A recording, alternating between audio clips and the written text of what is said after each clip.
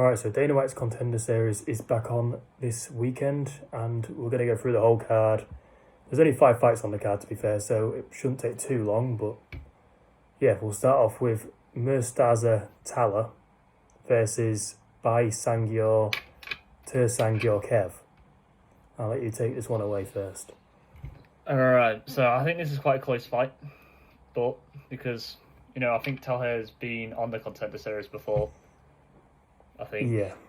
Yeah. I'm not too sure, to be fair. I think he might have been. I think he fought Torres Finney, right? But Oh, no, that's that's the next fight. That's the next fight.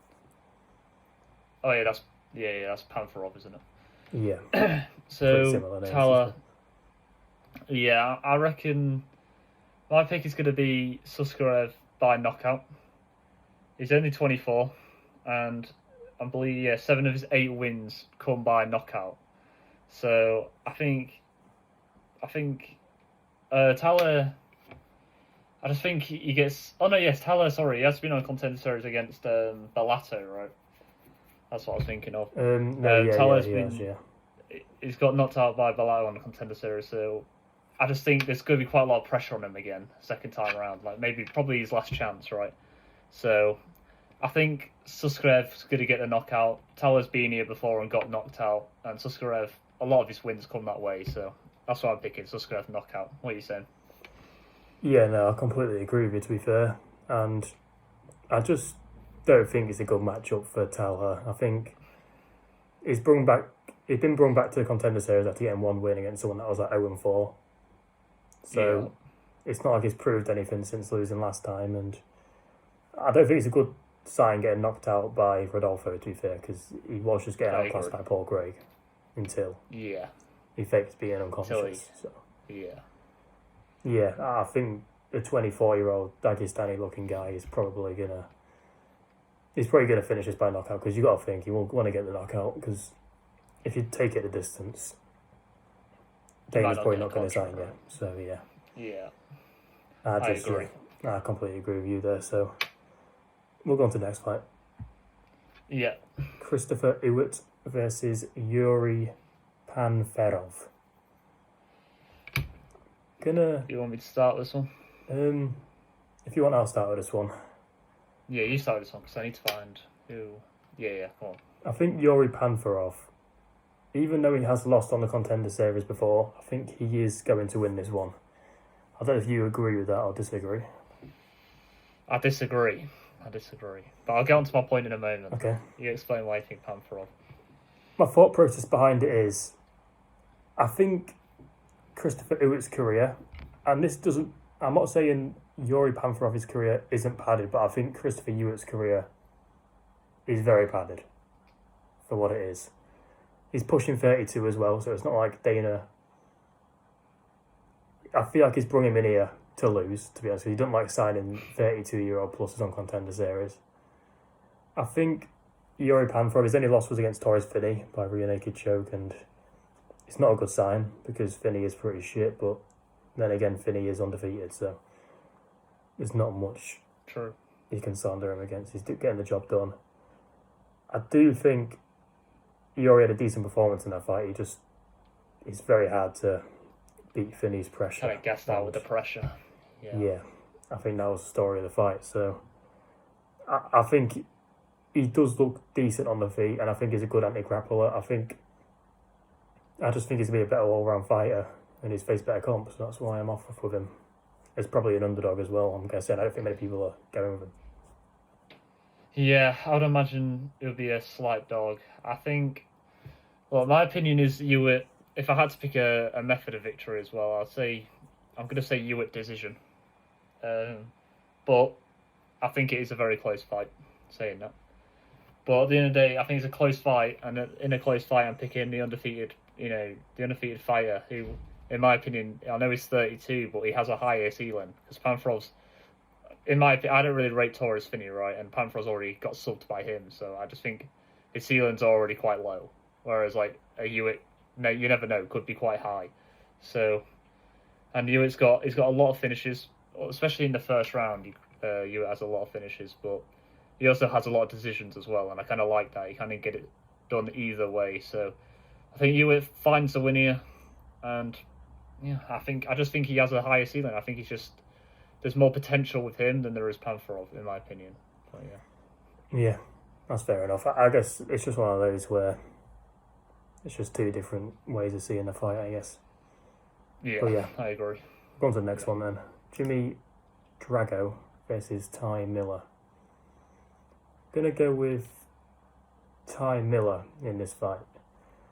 I'm not too big on Jimmy Drago. I don't think he's that bad.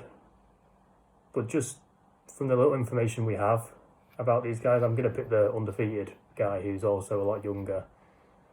And he has a split decision in his career, Ty Miller.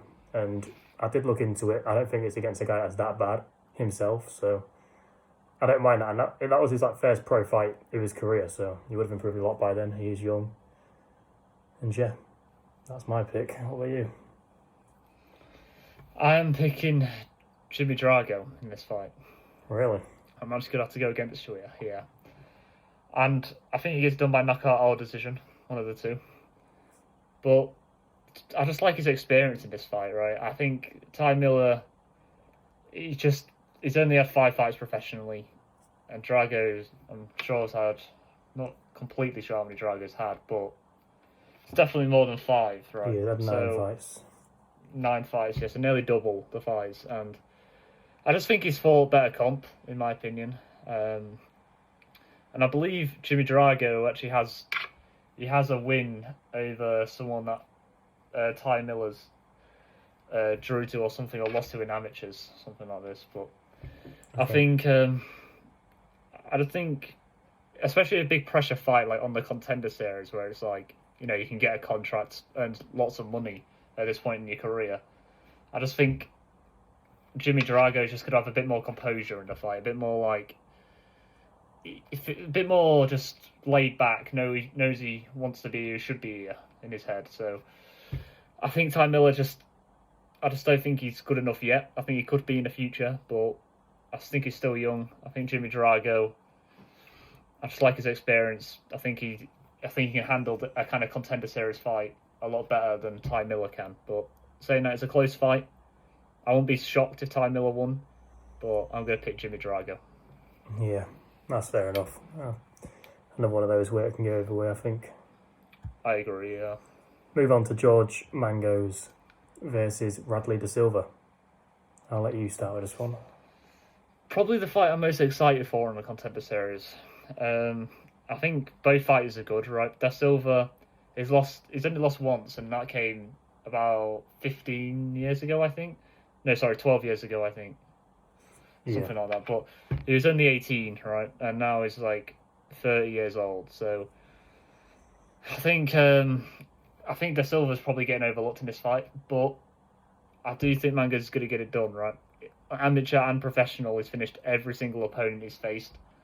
And, when you finish every single person on amateur and pro scene, there's not much I can pick against you on, really. He's done just perfectly ran through everyone he's faced. And I think Mangos gets a sub. A lot of Mangos' wins are by sub, and De Silva's only ever lost came by a sub. So I think Mangos does get a sub here. I think it's a very interesting fight, though. A very good fight. But if Mangos win this one, I believe he's only 21, right? So if he wins this one, could be a huge prospect in the UFC. Yeah. What are you thinking? No, exactly the same for me as well. I think on paper Mangos looks like it could be a problem to come because he is only 21 years old and 7-0, all his wins by finish. I think he's 5-0 in amateurs or something, all of them by finish as well. Yeah. I just think he's a good Australian prospect, to be fair. I think he'll get the job done here with relative ease. I think there is a world where De Silva can upset him because he's had a lot more time to learn the sport. But then again, I think George Mangos actually has more fights in MMA, if you include amateurs. So the experience is pretty similar. Yeah. But just physicality-wise, I guess De Silva might have the edge there. But yeah, I'll go Mangos by submission as well. I think he should be able to find it. It's the whole like new age of fighting as well, right? I think Mango's Silva maybe a bit older style than a Mango's. It's a much newer style, much evolved style. So yeah. I'm always picking the Australian over the Canadian as well. Just, yeah. We'll move on to the main event then between is that Ilian Bouafia versus Neemias Santana. Yeah, I want to say Bouafia, but I could be pronouncing that wrong. I'll let you start this one off. That's his nickname. Yeah. I'm going to go with Ilian Bouafia because I just think he's going to win. He's 6'5" against a 6'2" fighter, 6-0, French as well. So I feel like if it goes the distance, judges will be swayed towards him. The other guy has lost twice as well. I don't think that's something great, and not even that long ago either. His last loss was in 2022, so on a bit of a streak recently though, so can't hold it against him too much. I just think Ilian Bouafia is a lot more technical as well, and I think I could see him get it done by, I'm going to say late rounds TKO after winning pretty dominantly in the first two. What about you? So I think this is quite a close fight, where obviously Santana has, I believe, double the fights than Bouafia. So obviously the experience is on Santana's side, but I think Bouafia's going to get it done KO or decision. If I had to pick one, probably I think he's going to be the first guy to knock out Santana. I don't think Santana's ever been knocked out. So, but I think Bouafia's 5 of his 6 wins in his career come by knockout, and I just think he's quite dangerous by the looks of it. And someone like Santana, I mean, like you say, he didn't lose that long ago, and even since then he's drew a fight. He did get the win over him in a rematch, but I just don't love the inconsistency. It's just not very good luck, is it? Like when you go into close fights with some of the regional fighters on the scene. Yeah, I agree. And look, one of his losses, he did lose by split against Lucas Rafael, who could be a problem, right? He's 5-0, but we just don't know, right? But I still don't really love his other performances. His first loss wasn't a great one, and the draw he had with Marcus Vinicius, he did get the rematch win, but you shouldn't be drawing with Marcus Vinicius, in my opinion. So, I think if I had to pick who's going to win this one, I am definitely picking Bouafia. Again, it's the case of just having a higher ceiling. I think Bouafia has a lot more potential in the sport than someone like Santana. I do think it's Bouafia's hardest fight of his career, but I think he absolutely passes it. I think he gets the win, and I think Dana does give him a contract, because I am going to pick him by knockout, and I think he'll get it done in style. So yeah, you got to assume in the Contender Series fights they're going to want to go for a finish, isn't it? Because if it goes the distance, you got to assume so. Yeah, you've got to make it a statement if you want to guarantee yourself a contract at the end of the day. But I won't be surprised. It's one of my favourite series, so I'm quite excited for it, to be fair. I won't be surprised if Dana just gives him a contract anyway, because he's French and they love getting the French fighters on the roster. So. UFC Paris soon as well. Undefeated as well, isn't it? Yeah, true, actually, Yeah. So, ideal. Yeah, I'm quite excited for it. Should be a good card. A few good fights, to be fair. A lot of close fights, so I'll be quite interested to see what happens. But yeah. Yeah. Just got to hope there's a prospect out of this card and see what happens, I guess. I certainly hope. Who do you think could be the biggest prospect on this card? I'd have to say Mango's, right? I'm thinking Mango's might actually be... If he wins this fight, I could actually see him being a decent prospect in the future, for sure. Especially if he wins by finish again, then you got to ask yourself, how good could this man be, really? Yeah. But yeah, only time will tell. That's about it. Only time will tell, you're right. That is it.